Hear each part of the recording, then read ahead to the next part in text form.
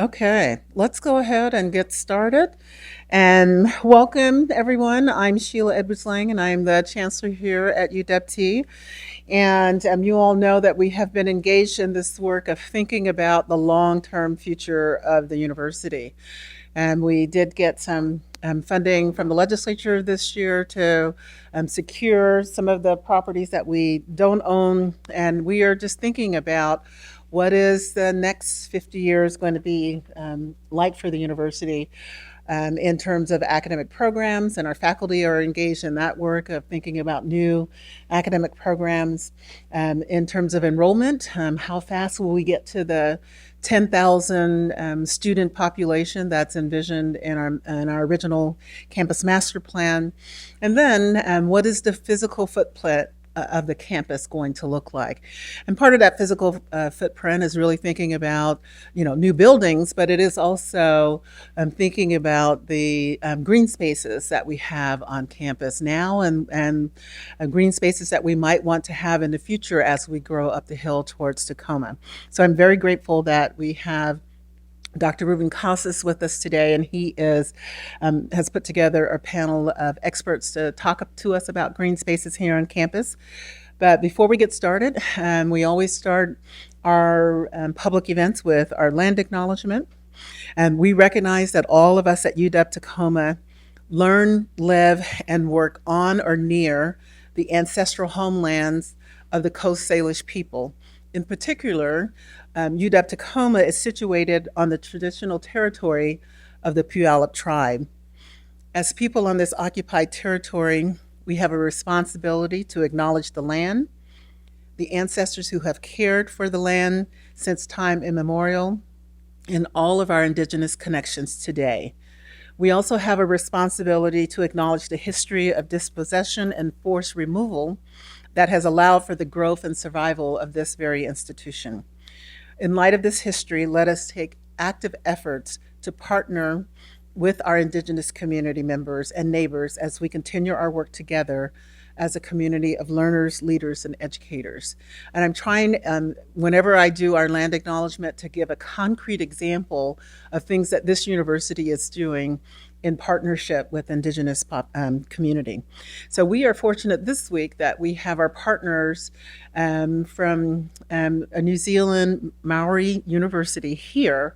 We have a partnership with them where they offer an Indigenous Scholars PhD program to tribes up and down the West Coast. And they host their on-campus in-person advising and meetings here at UW. So we have a delegation from New Zealand here this week doing that work, and we will be hosting them tomorrow night for a dinner, thinking about how we can continue that partnership with them on Indigenous scholarship, teaching, and learning. So with that, I'm going to turn it over to Dr. Rubin for him to introduce the panel and get us started. Thank you. Thank you, Chancellor Edwards-Lang, and thank you to all of you who made it out to join us today. I want to introduce our guests on the panel, but before that, I wanted to frame the conversation, or at least to provide an objective for it. As Chancellor Edwards-Lang mentioned, we've been having these conversations this year to think about what our campus will be like and look like as we grow, both in size and capacity, but also as a physical place in the next 30 years. And our conversation today is part of that. Really what I want us to think about as we have this conversation, and you will have an opportunity to ask questions after we hear from our panelists, is what is our vision for our campus? And today, in relationship to the public and open green spaces that we have and will have. And as many of the conversations we've had so far, these are conversations and a vision that we want to develop and have with our neighbors and our community partners and other institutions near us.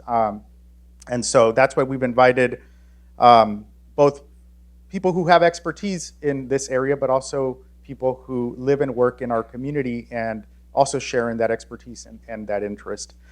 To that end, let me introduce our panelists, starting from the end of the table over to me. We have Dr. Ken Yoakum, who is the chair of the Landscape Architecture Department in the School of Built Environments on the University of Washington Seattle campus. Then we have Christy Evans, who is the Capital Program Manager, Community and Neighborhood Parks for Metro Parks Tacoma. And then next to me is Luke Vanis, who is a landscape architect with Site Workshop, and they have a firm here on Hilltop and also in Seattle. And one thing about Site Workshop is that they actually do quite a bit of work in parks and other public spaces around the region. So with that, I'd like to begin with a fairly general question. Rather than me say more about what each of these folks do, I want each of them to tell us a little bit about what they do, and also how that relates to the idea of public space, what they think of, how they define public space, and then third, as part of this big, broad opening question, what role they think a public institution such as the University of Washington Tacoma has in creating, offering, and maintaining public spaces in cities like ours. So with that, I'll hand it off to our panelists.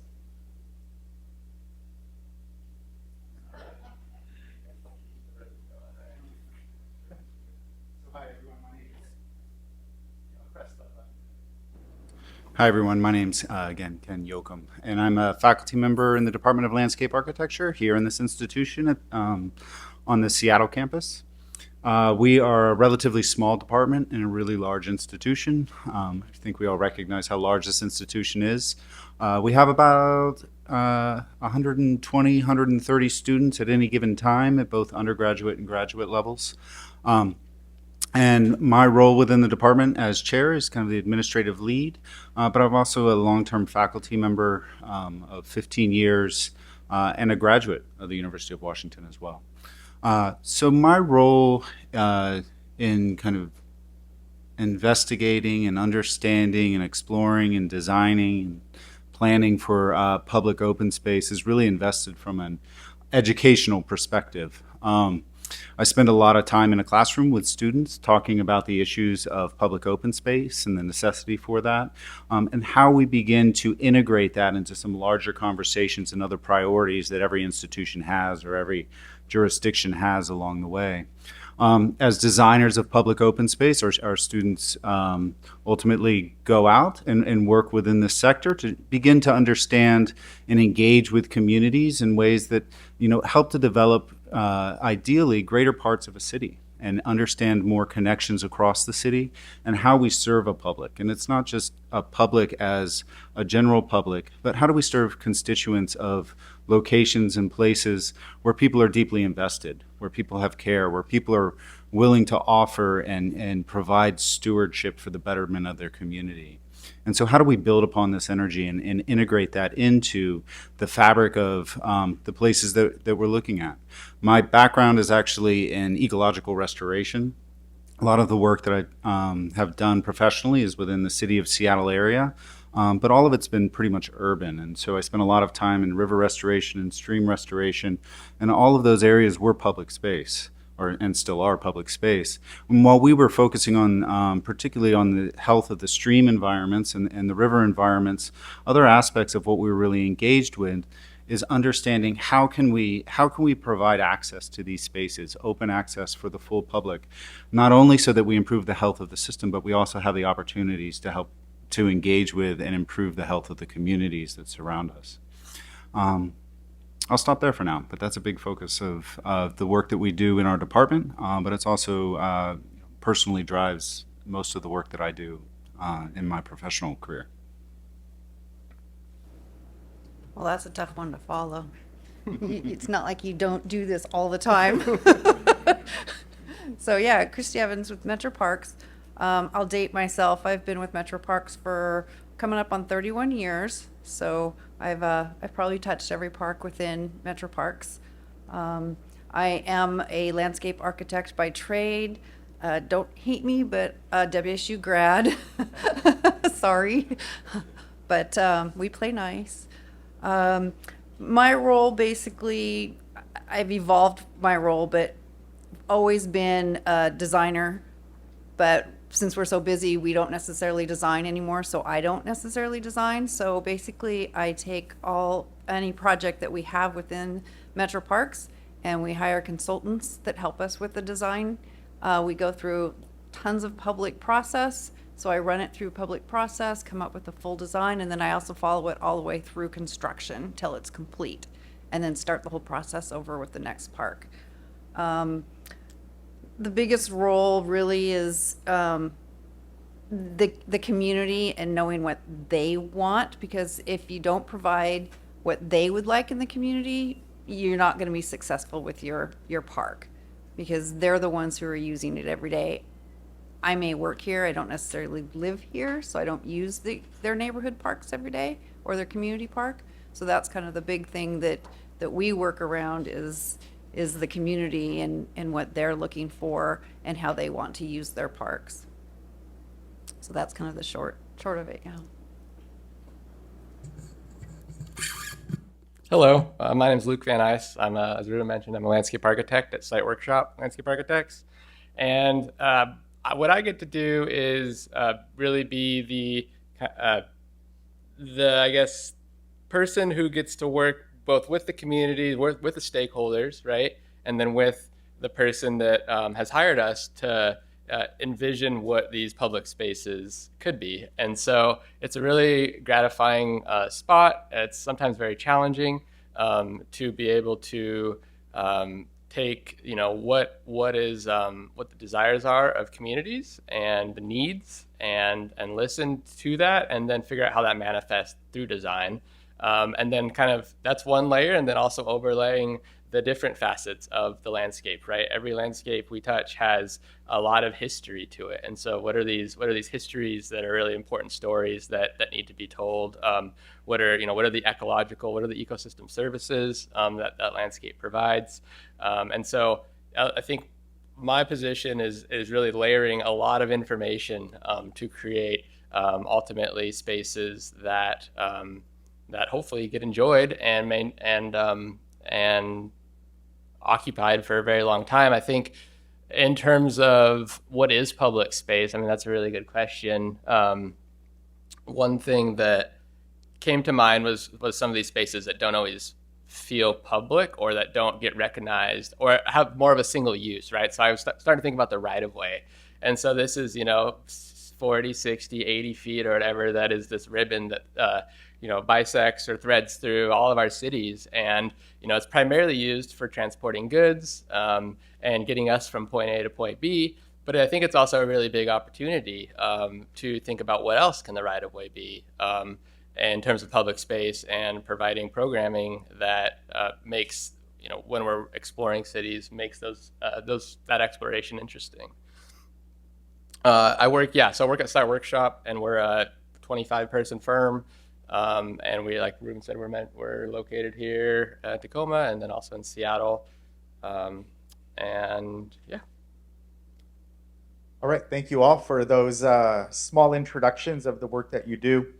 So Christy brought up the idea of, for example, neighborhood parks. And I've been thinking about how cities organize and categorize different types of public spaces. And so a neighborhood park, for example, could anchor a neighborhood.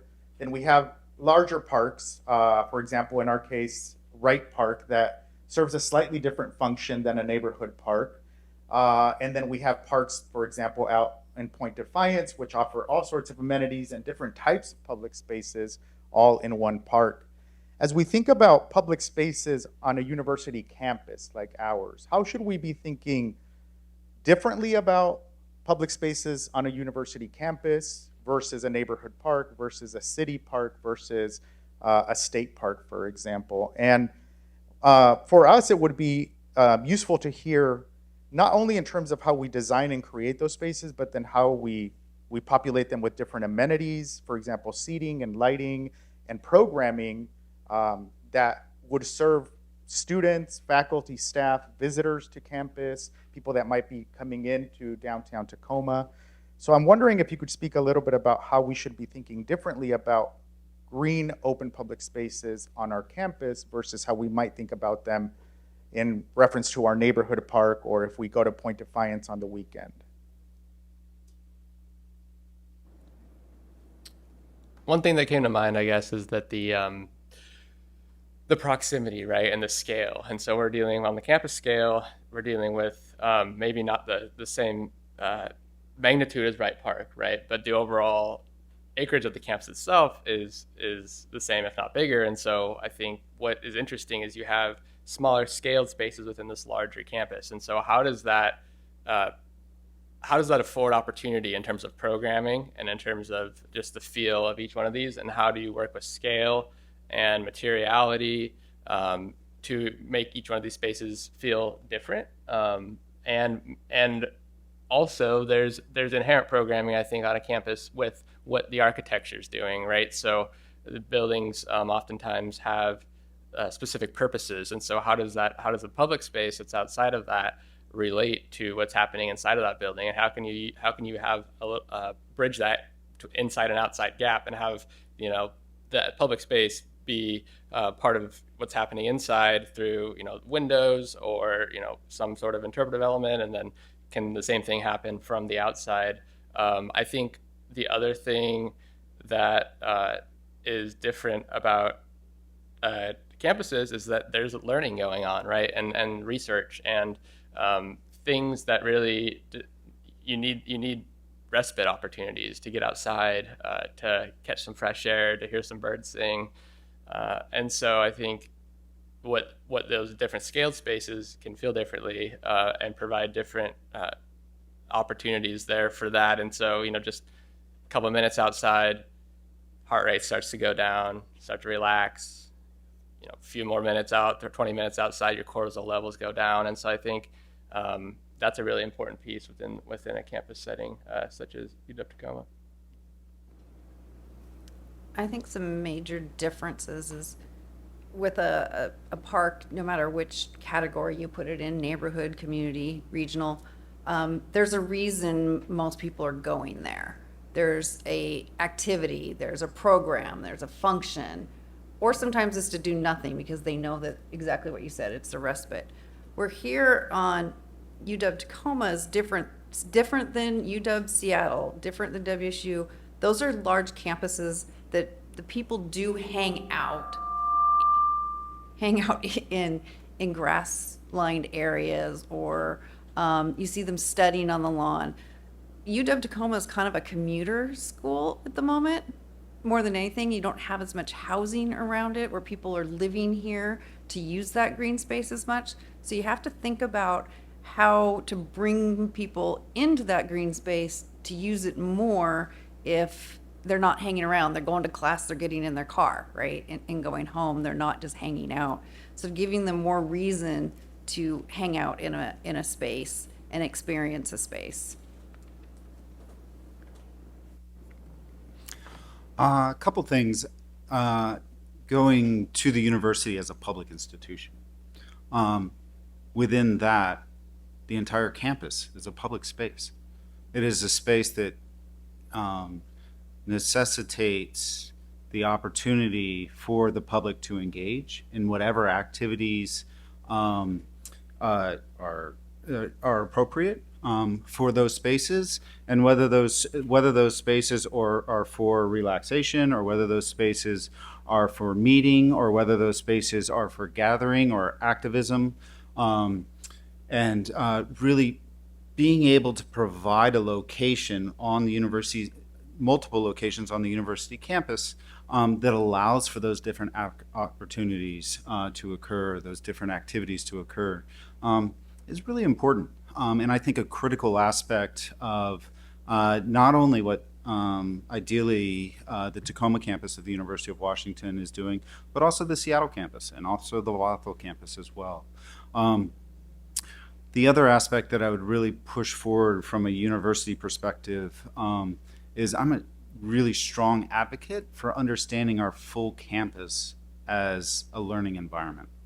We do a lot of learning within the buildings, but I think we can do equally as much learning outside of the buildings, in the spaces that are between the buildings or in larger open spaces. And so how do we activate campus environments to enable students to learn outside of the building? I'll give one example of a project that I happen to be working on. It's on the Seattle campus, and it's in collaboration with the Burke Museum. The Burke Museum was a new building was constructed, and as part of that, the Burke campus was constructed. It's right on a main entrance into the University of Washington campus. And part of the design of that was about a 10,000 square foot food meadow, an indigenous food meadow. It's called the Burke Meadow. And when that was designed and constructed, the Burke reached out and was looking for different ways to engage and understand more about what this type of an environment could provide. And over the course of 4 years, in a really strong collaboration between the Native American Advisory Board, the Burke Museum, the department that I work with, as well as facilities, it's a deep investigation into understanding how do you design for a food meadow within the middle of a city? How can we bring students in to understand more about the Western science approaches to understanding plant communities, the indigenous food families who are really invested in different species that are growing in there, and how do you begin to integrate activities of gathering and consumption and all of these different pieces. And so we have a collaboration of about 20 different people that are students, staff, and faculty from across our campus that are really engaged in understanding, what is this space? How do we learn more from it? How do we learn more from it so that we can share that with our broader community? And then how does the broader community's learning from that inform our own direction in that type of work? So again, I'm just a really strong proponent, probably as being a landscape architect, of understanding how all of our campus, not only what's inside the buildings, really be part of our educational experiences, not only our educational experiences, but the students' educational experiences. I want to spend a little more time here because I think there's a lot of complexity that perhaps we can unpack. Thinking about the University of Washington Tacoma campus, which, as you mentioned, Ken, is a campus of a public university, and now we're having a conversation about creating and maintaining public spaces within already a public institution. One of the things that we're thinking about is those spaces and those contexts in which an academic mission, for example, could align with or support our community-serving, urban-serving mission that we have as a campus here at UWT. We pride ourselves in being a community-engaged and urban-serving university. A previous conversation that we had, like this one, had our city partners come to tell us about development around our edges. And we learned, as you might step outside and look at all the cranes, that there are thousands of residential units coming up, right? And part of that conversation was to help us think about, so what role do we play within that development? Because we know, for example, that downtown Tacoma doesn't have an abundance of open public green spaces. We also have a scarce urban tree canopy, especially in downtown Tacoma and in Point South. So we realized that we as a public university have a role to play in the sustainable and equitable development of this part of our city, right? And so thinking about then our academic mission, so we want all our spaces to be both, to be able to be leveraged for instruction and learning, but as an urban serving campus that is sort of in the downtown area, we also want it to be open and available to people that maybe don't identify as direct members of this community. And I'm gonna put this on two specific places on campus. So you mentioned the Camas Meadow project, and we're thinking about siting a microforest here that will be both an educational and experiential and experimental ecosystem on campus, but we also want it to be an open public space, right? And so there might be conflict there between using it as an outdoor classroom, but also using it as a place that members of the community could come and enjoy. We have a giving garden on campus, which is at times an educational space, but also we want it to be leveraged as a community space. So I wonder if you all can speak a little bit about how sometimes those different, even though we are talking about public space, can come into conflict, but can also be complementary, right? Because we see ourselves as a campus that wants to promote the mission of the University of Washington, But as an urban serving community engaged campus, we also want to serve the immediate communities around us. I'll jump in there and start. I would argue that in any given public space, conflict is inherent. And you shouldn't try to necessarily move away from conflict, but identify ways to build from it, to understand it, understand the conflict, and build from it to get towards those synergies. I think when you think of the Tacoma campus,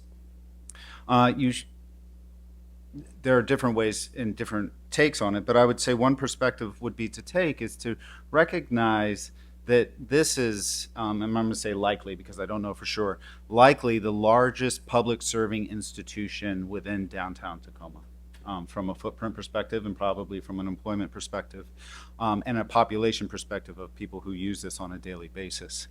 And with that, I believe that the Tacoma campus should take the responsibility of becoming that public integrator and really understanding what are the needs of our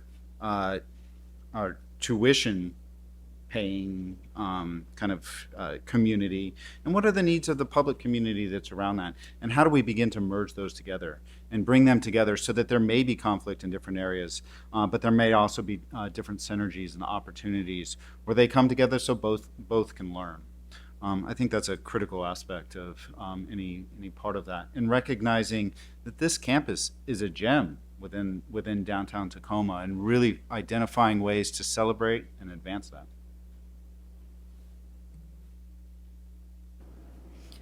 I think to go right off of what you're saying, I think the city, given its the way they call it, which is, it's not a negative thing, but the gritty of Tacoma, that's who we are, that's what we do, and I think you can incorporate that into the campus. So you are bringing the city into the campus, so it doesn't seem like it sits alone.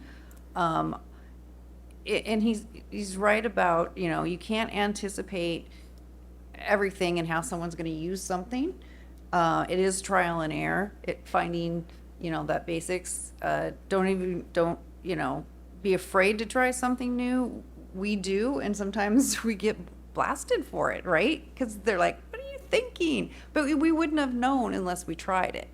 And then sometimes you're surprised because you tried something that you're like, "Oh, that's not going to work," and it did.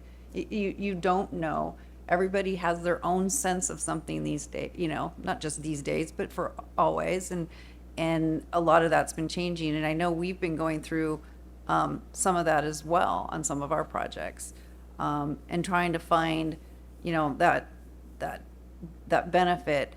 Something we've been working on, and it's integrating, it's called community schoolyards, and we're integrating Tacoma Public Schools in metro parks. So on school property, it gets left to do, blank for how many hours out of a day, right? They're only using it at school, then they close their gates. So now we're working with them and the Trust for Public Land, who's nationally based, for helping our 10-minute walk, which will help bring, more communities together. But it's sharing that space that after school hours, it's open for park hours.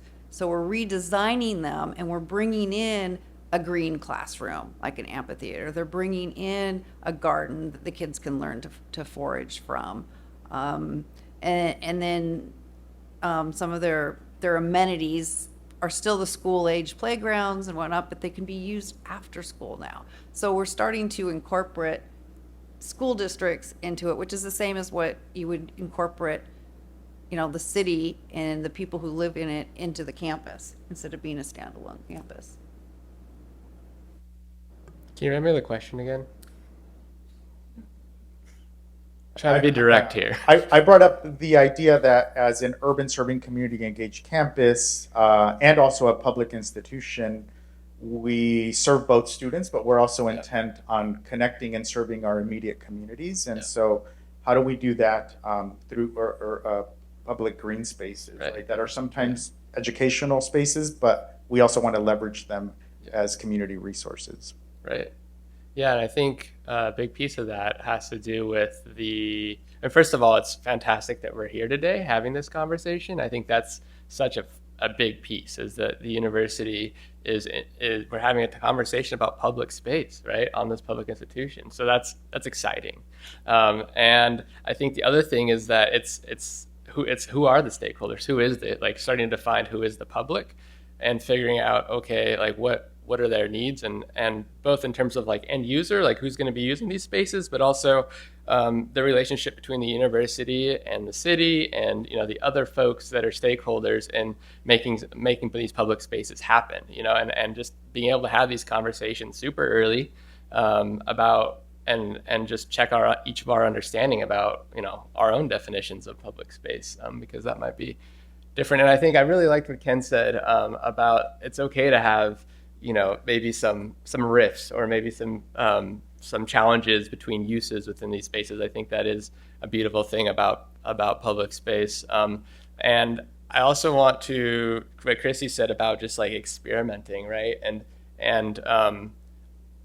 within a large institution, maintenance is a big thing, right? This is a big place to maintain.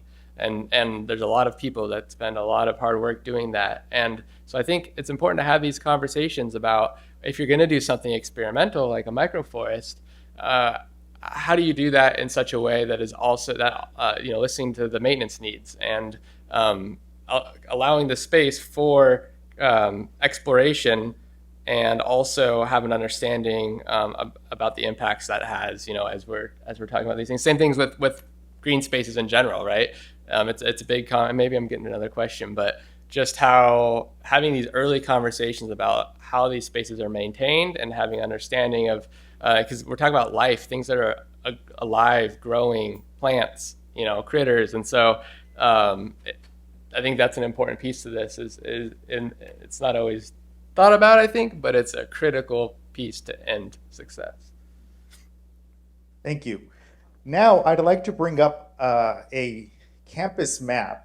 This gets us a little bit into perhaps the visioning part of our conversation today. And already internally, we started to think about new academic buildings, but as part of that conversation, we also want to be thinking about, within that development, how are we also thinking about where green spaces that exist now will remain, or where new green spaces will emerge.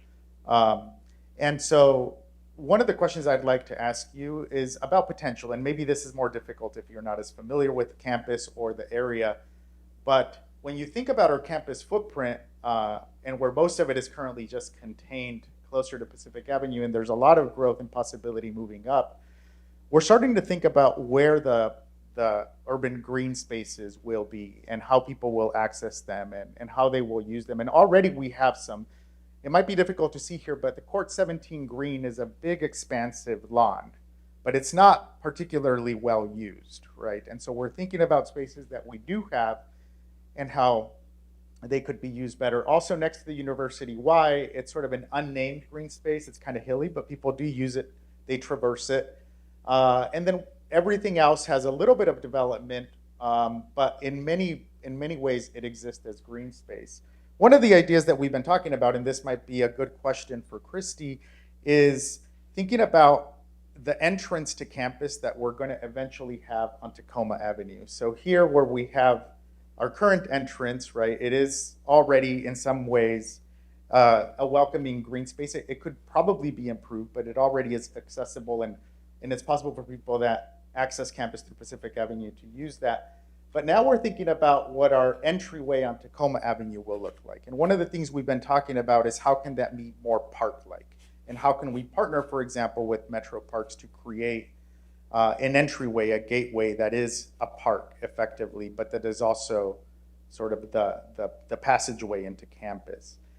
So the question for you all is, how do we think about, right, developing a campus like ours that is going to include academic buildings, but also the green spaces? And how do we think about our gateway or our entryway up on Tacoma Avenue, which is already a thoroughfare that I think is undergoing some transformation, and so we want to be intentional about how we welcome people to campus from that part. I know, he called me out. Well, from it's a new entryway into the, and you're trying to bring more people in, more park-like, but you also want students to be able to use that. I mean, I just like kind of trying to picture it myself. So picturing, especially in our nice warmer days, of course, school's not in as much during our nice warmer days, but that's just what I'm picturing right now. You know, bringing in that nice green area. I can see in some areas this idea of your microforest, but not maybe in the full sense of the full micro forest, but the forest of trees that evolve around an area. But to be able to bring community in, to have something inviting that maybe a certain flower blooms only during a certain time of the year that will bring everybody to that space. Something like that. I mean, I'm just kind of thinking off the top of my head right now about that, but I don't know if you've thought about a small play area. That way, mothers and, I mean, students have kids. Sometimes they bring kids. They could study. You could bring something, you know, do something like that where you could, doesn't have to be a big playground that makes it seem like a city, you know, park, still make it campus-like, but there's definitely ways that you can bring educational pieces into a play area. There's lots of different new ways. It doesn't have to be a slide or a, you know, there's different ways. There's books to climb on or logs to climb on. I mean, you've got different educational sort of pieces that you could do that almost bring it to an art piece, sort of. Yeah, that was just my first thoughts. Can I provoke a little bit and ask a question? Of course. As well? I'm Ann Kaufman in the School of Urban Studies. Ken and I have worked together on public space development and landscape issues. And a lot of my work has been on these open spaces, and it strikes me that when we talk about open space and public space, we sometimes do so as if it's synonymous with green space. When in fact, green space is kind of like an umbrella term that has kind of been reified as a thing. And open public spaces, in fact, include, especially in this city, blue spaces. Like we have over 50 miles of shoreline, and we are a wet region of the country. So like blue spaces really are another way that we kind of produce public spaces. And gray spaces, like I saw engineering faculty in here, the civil engineering that's required to even be an urban area, you know, to kind of move the infrastructure in effect of like being urban. So I'm curious if there are maybe more and different opportunities for learning. We don't have preconceived notions about like what a public space is or supposed to be. Rather than like what does the community want, but like how can the community become stewards of and invested in kind of co-producing a space based on what it could be and what their needs are. So I'm just inviting you, maybe if we could, like if there's something to be gained by thinking about blue spaces and gray spaces as also, and maybe even having like different potentials for kind of engaging community members. Now, when you hit on the part about, you know, what they want to use it for, I mean, that is a big thing that we do in inviting in community throughout, you know, the businesses as well as those that live around the area. Because you're right, they are going to have an idea of what they want in their community. And we do this all the time now in what we call, you know, our public workshops or whatever. And we put it in front of them, and we might give them cutouts or whatever and asking them, you know, really, what is it that you see this space being for you? How would you use it? Some are way out there, some are not. But in the end, you come up with a space that they're going to use, and then that's your investment, right? Because they helped with that design, they helped with it. There's other districts that just put out a design and don't talk to the community as much about it. And then that's where you kind of fall a little bit on them owning it and using it and taking it. But then on your other point about blue spaces, I guess I didn't ever, I mean, we design on the waterfront all the time. I never really thought of it as calling it a blue space. So that's great. I learned a new term today. Thank you. But it's the same sort of thing. You're right. We have all these different spaces, and we should always have all these. They shouldn't all be green spaces, all be blue spaces, right? We need all of them to make up the whole ecosystem of it working. You can't just cookie cut and put the same thing everywhere. And I think that's why people visit different places, is because there's something different in each place to see. And when I saw you show up today, I knew some sort of question like this was going to come up. That's great. So building off of what Christy was talking about, and it shifted a little bit because, well, one, I don't know Tacoma all that well. But so what I did was I did a little reading before I came down here, and what I came across was a 2008 plan that was done by the firm Methuen, I believe, that has a whole series of investigations that focuses on these different levels of infrastructure, if we want to call it, whether it's blue infrastructure, green infrastructure, gray infrastructure, however you really want to think about those components. And one of those things that struck me within that plan is how separate they discussed those different areas of the campus. And so as we're thinking about, as you bring up, a particular location, I would always encourage to try and take a step back. Luke brought up, and think about the larger system. Luke brought up earlier the right-of-ways. And if I was to begin to engage with an entrance, a location for an entrance, I wouldn't think about a specific location, but I would think about the procession into and through. And how do you move through that? And the right-of-ways are fantastic experimental places that can bring in green infrastructure, it can bring in blue infrastructure with the management of stormwater, and it can bring in gray infrastructure with other aspects of automobile, pedestrian, and say bicycle transportation. It's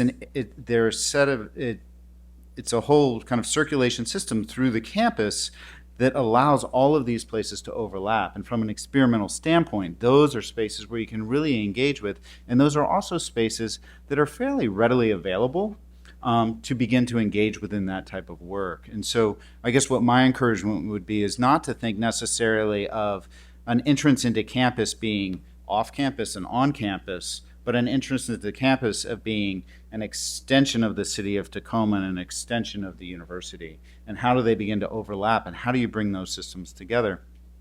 And how can you begin to explore ways in which the design can help for both public and student learning as an engagement with that? I'm going to step back up to the city of Seattle and the University of Washington campus up there. And for several years, I worked with the Seattle Department of Transportation with the Link Light Rail station that was opening up in the University District. It was the 42nd Avenue through the U District would become and is now a major entrance into the University of Washington. 40,000 people a day walk 42nd Avenue back and forth. And the Seattle Department of Transportation was really investigating what do we begin to do with this? And so they put it on what they call a car diet. They shrunk the lanes. They made it transit only, which is all fantastic. But in that, what they did was they widened the pedestrian walkway, and they also widened all of the planting strips. And each of the planting strips is a different type of stormwater management cell. Basically, it's all underground, so it's really hard to see. But what they were doing was experimenting. How are these systems working? What's really working, or what's working and what's not working? Where are areas of conflict within this, from a pedestrian perspective, or just the amount of people that are using those areas? And then what they did was they turned, and this is part of where I came in, and said, how can we engage the students in understanding more about kind of the work that's going on here? So we brought people in from civil engineering, we brought people in from landscape architecture, we brought people in from urban forestry, all to engage within these sets of conversations. And now there are a whole series of courses that are embedded within the curriculum of these established programs that investigate the urban condition of these spaces and how they're being used and how they function over time. And so, again, always looking for opportunity for sharing learning and sharing knowledge through design, but also really kind of trying to expand an understanding of what you're really trying to accomplish, and not keep yourself focused spatially in one particular area, that might be an area of an importance that will continue to grow. But to really think about how do you can create these areas of transition as opposed to an area of crossover.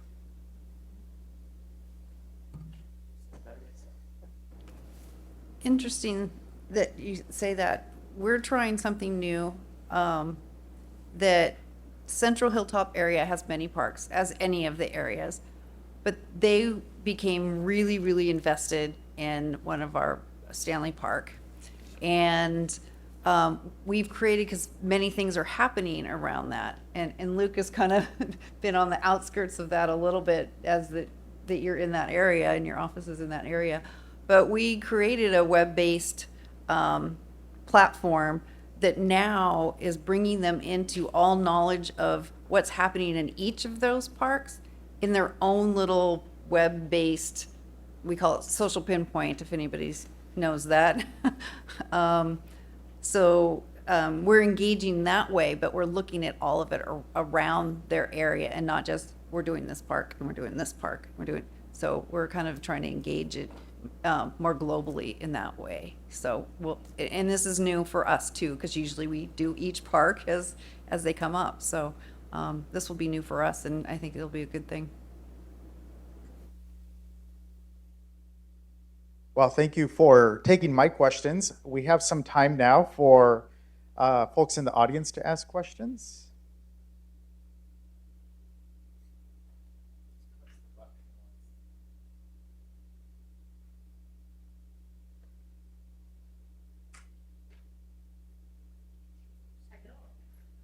Price is Right.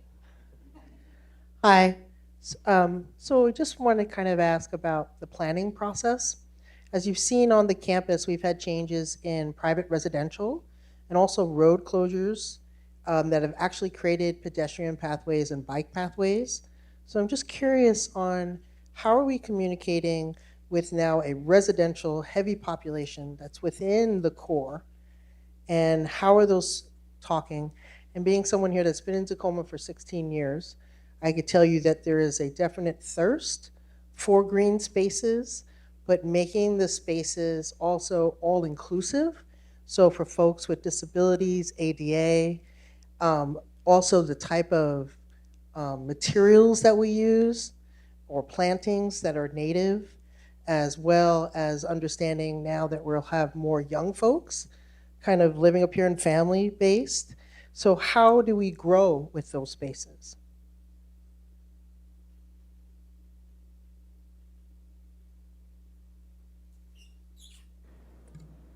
All of these are really important questions. Part of, in terms of the first question you asked, we learned a lot from the conversation that we had with the city planning and transportation folks, right?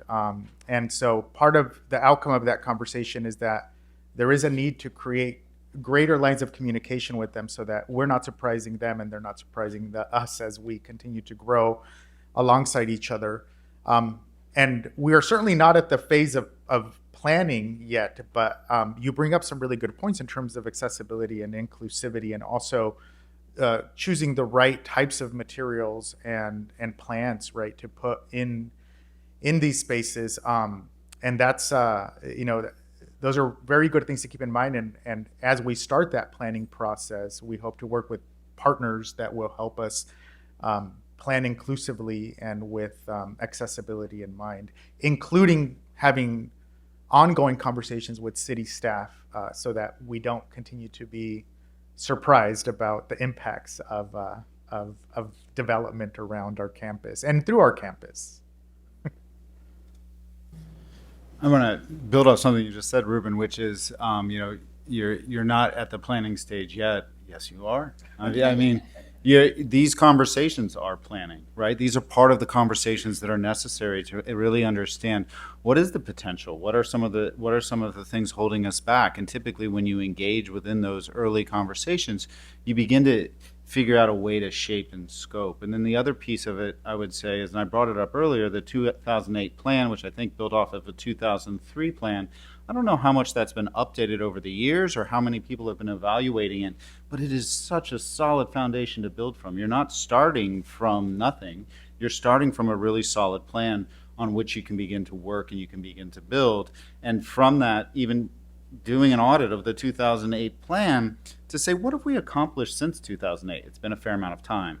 And so, and in that way, you can highlight the successes of this campus and what's happened on this campus since that period of time. But then you can also say, and these are the other areas that we haven't quite engaged with as according to the plan. And that can also help to shape and focus your planning and the contingencies that are associated with part of that. So that reminded me of one of the things we learned in the conversation with the city is that Fawcett Avenue is going to be a major bike thoroughfare, and they're putting in a lot of infrastructure now. And so Fawcett runs right through the middle of campus. And should we be thinking about some way to, invite people as they're going through on their bikes to stop along through the campus? Is Fawcett is that an opportunity for us to do something like you have done with the Burke, or I don't know? It just seems like we could have people just going through campus, or create something that's inviting for folks to stop and spend a little time.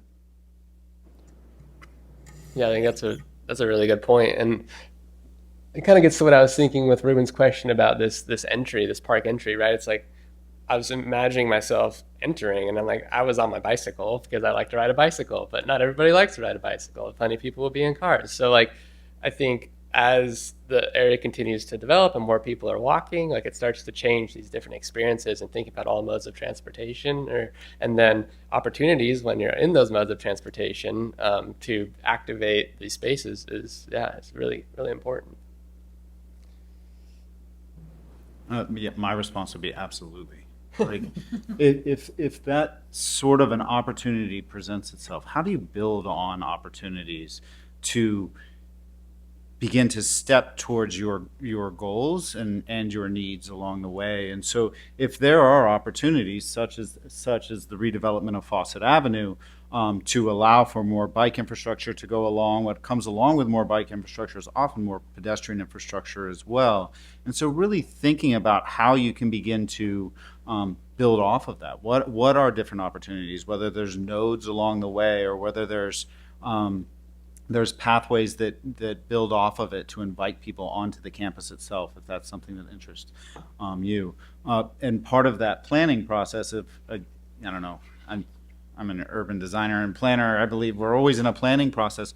Part of that planning process is recognizing when these opportunities emerge and really thinking about how you can begin to build off those things, not getting so stuck in a master plan of this is what it's going to look like in 20 years, but really these are the goals, these are the values, and these are the missions of this university and of this campus that we really want to bring forward. How can we begin to build towards that in a more piecemeal way while and in that piecemeal way, it's not necessarily it's one thing over here, it's one thing over here, but it's really how do you begin to build off those instances but connect them together? How do you kind of bring that tissue together to hold them as part of the campus? And I think the foundation that's already here is really strong, and so it's building upon some of that. I think the part about bringing what brings people in, and when you talked about nodes and stuff, but it could be lots of different things. I mean, you already do art on campus, so there's always a lot of stuff about art and bringing in. But there's a lot of indigenous stories right now that we can bring people in for education. And it is sometimes harder to bring them in by just saying, having a sign somewhere that says, come learn about this. But I mean, look at, you do somewhat need something iconic that's really going to bring them in. I mean, Dickman Mill brings people in with the not new, but the landmarked piece that we brought in, the head saw. It's a big piece of art. Not that you have to do something big, but it could be small. It could be inviting things about the Glass Museum because it is so close and it relates, and you can bring a piece of that in. But it is something like that does bring somebody in, invite them to have lunch with somebody, right there or something of that sort. You see there's more. Yeah, my name's Hugo. I'm a first-year urban design student here at UWT. And my question was there going to be more heavier student involvement? One of the funniest interactions I had the beginning of my year was there's this picture when you first come to UWT, and it's the Court 17 lawn filled with people, and like there's people studying. And my roommate goes up to me and he's like, "You're urban design, right?" And I was like, "Yeah." And he was like, "This picture was a lie, right?" And it was like I was like, "Yeah." And I was just wondering, is there going to be much more student involvement in like the future development of like spaces? And as we worked on with our first project, a lot of like the things that were involved were like green paths going through the campus to different student housing and like fields for like sports and all that kind of stuff. And I was just wondering if there was going to be more student involvement in those kind of things. I mean, I'm not going to answer that question definitively, but my recommendation is that we definitely involve students not only as stakeholders, right, we've done some other planning on campus that involves students, participating in focus groups or sort of being part of the visioning process. But you as an urban design student, I think, also have another role to play, and so does many of our students in the urban studies and urban design and planning program, in that you can engage your education in actually helping us plan this. And so this is something that we can do in collaboration with your professors and with the program, because I do think that not only does it benefit you to professionalize and have some real direct experience in planning these types of spaces, but it helps us too, right? And so I think that you raise an excellent idea, and we will work on doing that. Involving the students and our academic programs. And as an urban studies faculty member and frequent collaborator with urban designers, of course my go-to is spatial design and development. But I'm thinking of colleagues like Michael Kula and Tyler Budge in IAS who work in the arts and fine and visual arts and kind of public installations of art and performing arts. And I wonder if our panelists could reflect on or share experiences that they've had in engaging art and the performing arts in the production of spaces. Thank you for asking that question. Yeah, so artists play such an important role in public development of public spaces, and especially initially, right? To like get excitement around sometimes these things we're talking about, that if we're into this, then we understand in our heads, but it's hard to convey to the general public like what the potential is for some of these interventions that we're talking about. And so sometimes it's important to have temporary installations, whether it be kind of tactical urbanism, guerrilla urbanism type things that start to tell a story about what you're trying to do. So one thing we've done at Site Workshop is when we were working early on Freeway Park, was thinking about different ways to engage with the community that were, a lot of them lived in that park. And so one of the ways in which we did that was through one of the things we heard was that wayfinding was challenging. And so doing temporary wayfinding things on the ground, and then also installing throughout old newspaper, I'm really dating myself here. What were those things called? Where you grab the newspaper from, Paper boxes. Paper boxes, there we go. And painted them orange, made them fun, and allowed that as an opportunity to leave feedback on what folks wanted in the park. And so I think artists have a really special way of thinking creatively and out of the box about some of these solutions that I think we need more of. So, and our students, thank you for the student question. Our students have brought posters that we've invited them to put up in the lobby afterwards, that you can stop by and see their ideas. So I will also just, last bit, there's a ton of incredible artists here in Tacoma, right? Hilltop has so many incredible, all sorts of media. And we're at the Tacoma Urban Performing Arts Center, just right up the hill. And so when we're talking about performing arts, public space can absolutely be the stage in which these things can happen. So, Yeah, I'll just build on that really quickly. And an example that I had that I was fortunate enough to work on a project that many of you might be familiar with. It's called Tanner Springs Park in the Pearl District in Portland, Oregon. And I had a really small role as working with the stormwater side of things. But that park serves so many different needs, from stormwater needs, from green open space needs, from public gathering needs, to performance arts. And it's a sloped site, which you all are familiar with, right?